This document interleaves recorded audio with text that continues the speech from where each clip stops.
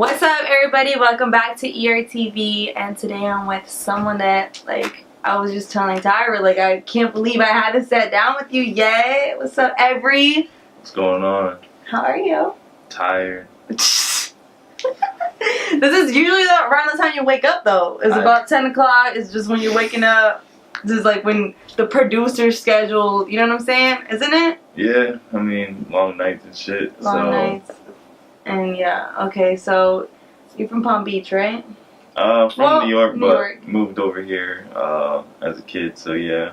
But you did a lot for you were doing a lot for Palm Beach. I feel like you're, when it comes to the music and all of that. Can you talk about when you started making beats and, making music, any type of music really? What got you into it? Making music, ever since I was a kid, I was just always hitting shit. I was in school banging on desks. I was at the Boys and Girls Club banging on desks.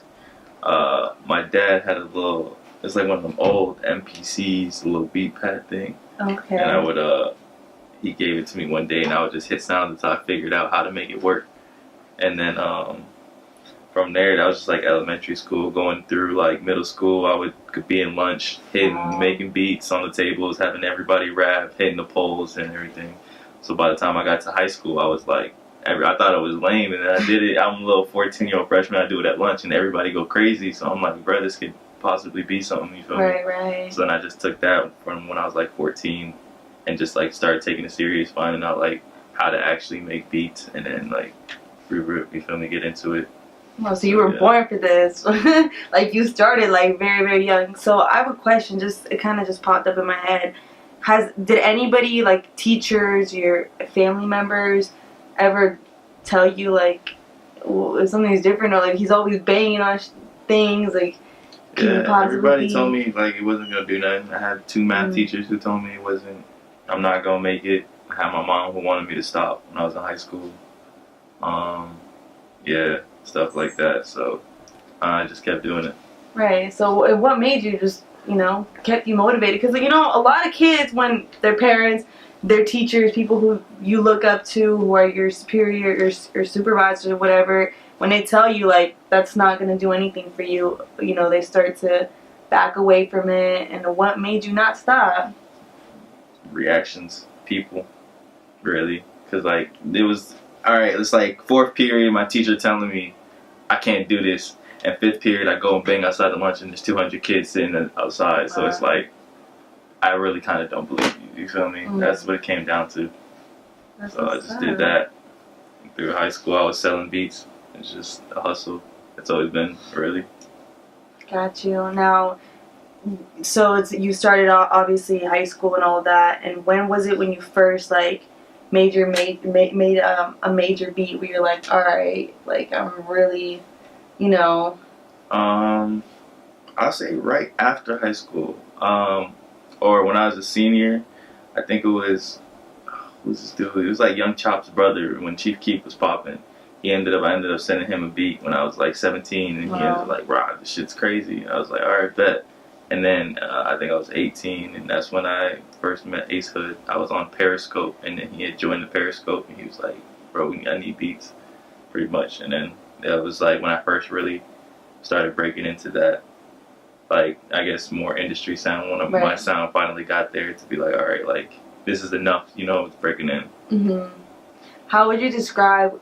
Because I feel obviously you've done this for so many years, and what were you using to send them? Like, was it just like MySpace or something? No. Email. Twitter. But like Twitter was the thing. I had Twitter since 2010. So how would you describe like producers, like the way that people view producers back then to like now? Now they're more like artists.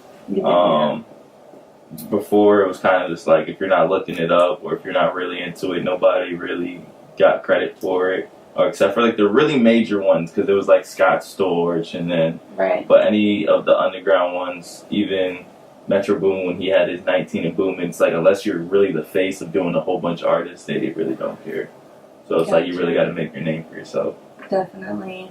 Some of the people that you worked with, you have, you were just saying Ace Hood, and who else? I think Lil Pump, right? And Lil Pump, we did early Lil Pump. I didn't produce for him. I engineered for him. Did Boss. Did Next with Rich the Kid.